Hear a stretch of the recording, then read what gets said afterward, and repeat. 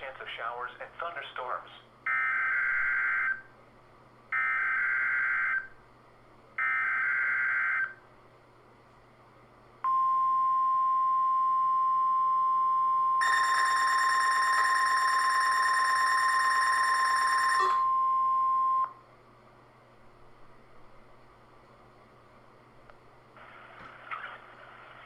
Test of no-weather radio's warning alarm systems.